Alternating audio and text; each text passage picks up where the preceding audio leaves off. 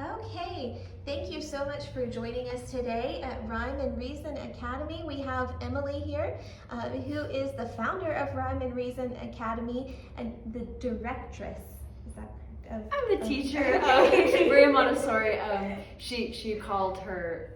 She said the teachers should be a guide or a directress because the children are teaching themselves and we're just guiding them on that path.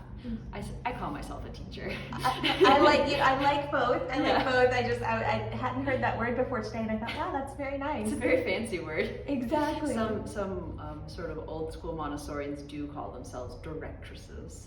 Okay, very cool.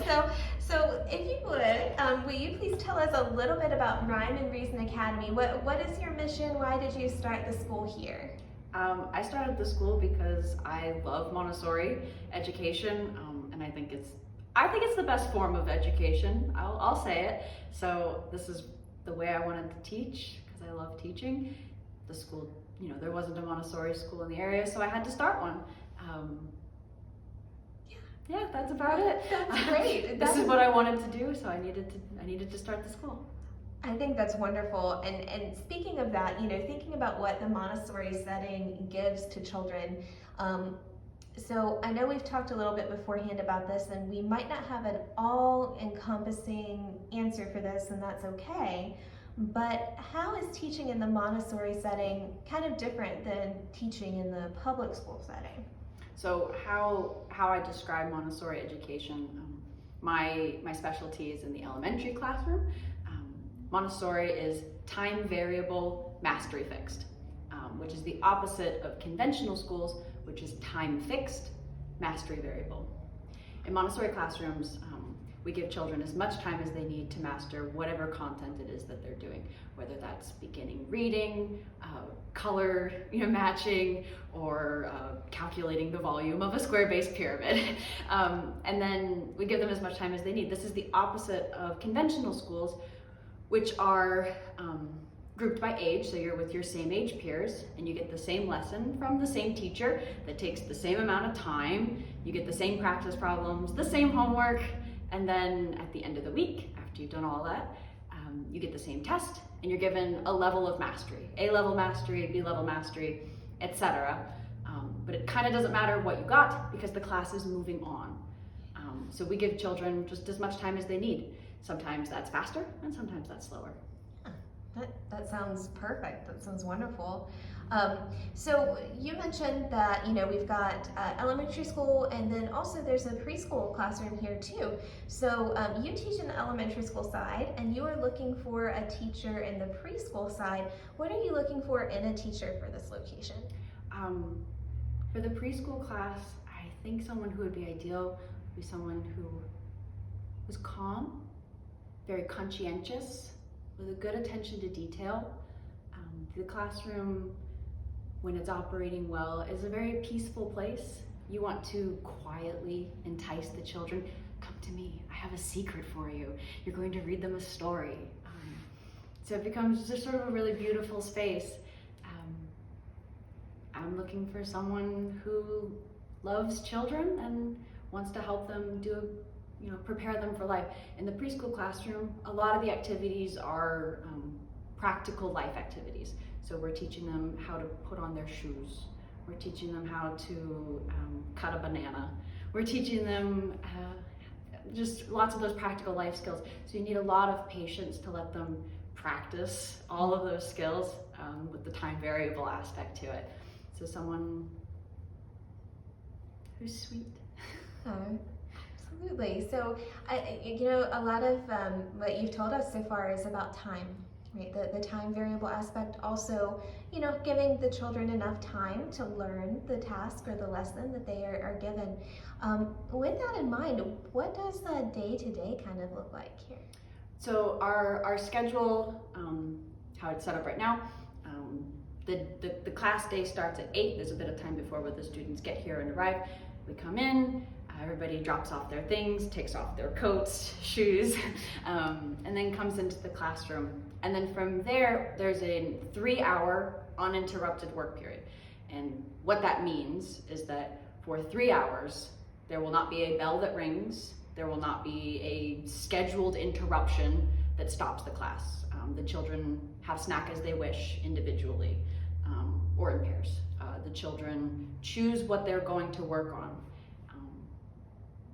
There's very little whole group activities that stop the whole group.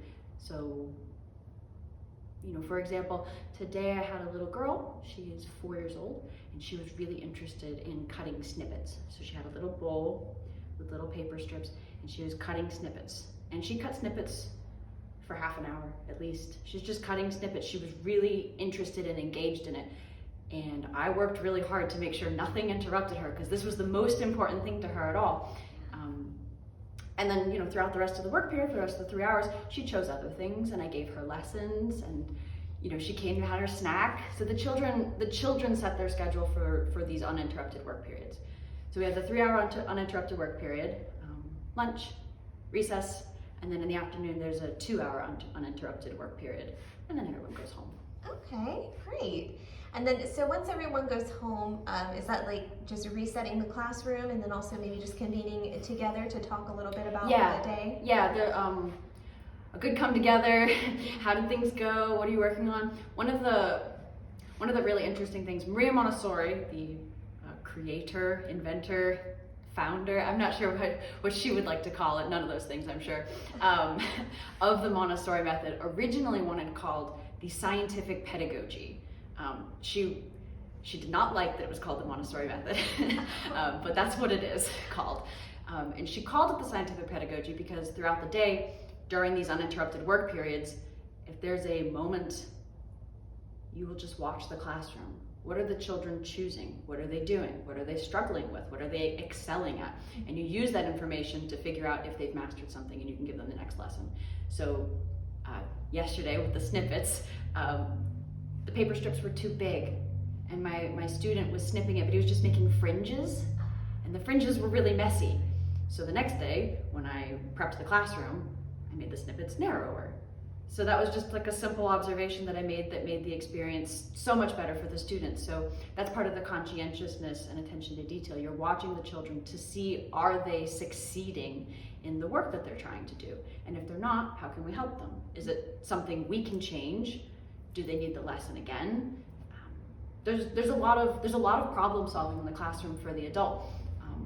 My background is in space science, so I have a scientific background, and I get to use all of those skills all over again here. I'm making hypotheses, I'm testing them, I'm doing little experiments. Does the paper width make it work better? It does. Just changing the color of something make it work better. So I'm doing those assessments every day. So with other staff, you can come together with somebody else and say, I just don't know what to do about this dressing frame. I can't figure out how to get the buttons to work. Right? These are the problems that we're going to have, and you come together and you solve it. Oh, well, what if you tried doing it this way? So it's a place where you're continually growing, continually learning. I find it very satisfying to do those things.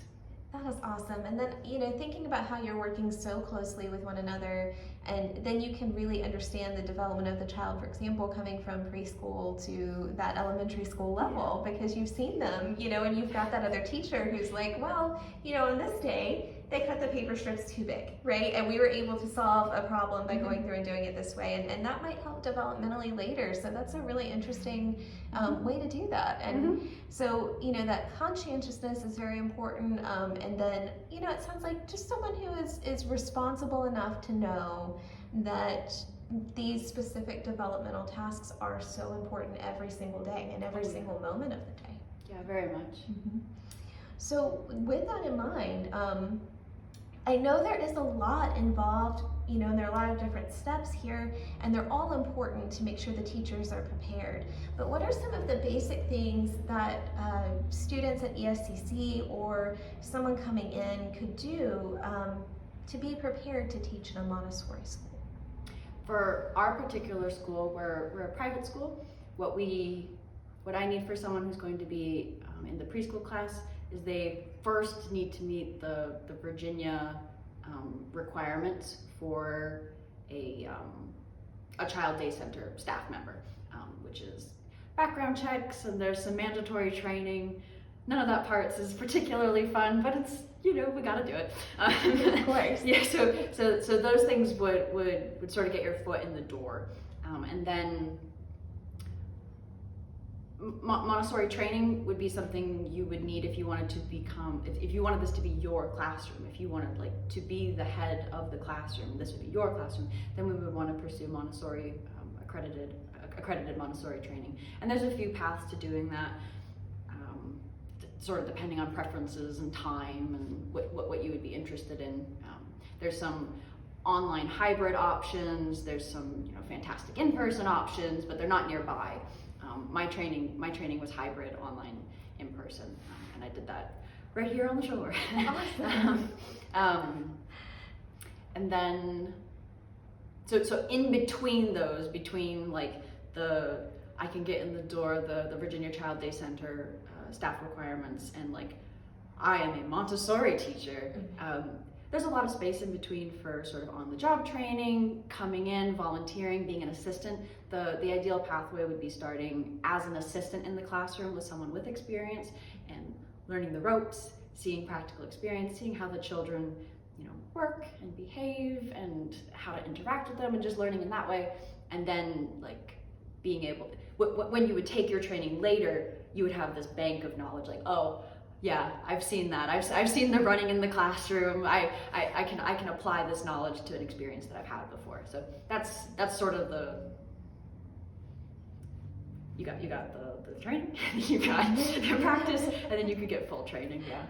That's great, and there is something to be said for knowing how it applies in the real world as you're learning it, having that experience, and knowing that you want to keep doing it. Oh yeah. Yeah. So. Yeah. And so I know that you are looking for someone hopefully part-time first, and then to try to see like how that goes, and if it seems like a good fit for both parties, maybe it could move into full-time. Mm-hmm. And that person would then be teaching in the preschool classroom. So we are going to put this out there, and if anyone has any questions, they can contact me if it's ESCC, and I can get them in touch with you, or they can reach out to you, and we can share your email if that's okay with you. At the end of this video, we'll put it up. And maybe the Rhyme and Reason Academy phone number, if there's one for that too. And I've got my website, which has many of my ramblings. Oh, So you can see that's www.rhymeandreasonacademy.com. Perfect. Super findable, hopefully. Perfect. We'll put that up to you at the end of the video. And then is there anything you'd like to add? I really love my job, and I really love, I think that what I do is really important, and I'm helping these children develop into happy, confident, capable people, right? We're working towards them being grown-ups. We're starting at 3 years old, but one day they won't be 3 years old. So I take this seriously, and I love it, and I hope I can find somebody else who loves this job as much as I do. That's all. I hope you can too, because you are obviously very good at it, and we're grateful to have you here on the shore. Thank for you. Your students. Yeah. Absolutely. Well, thank you so much, and we will have information at the end of the video. Woo!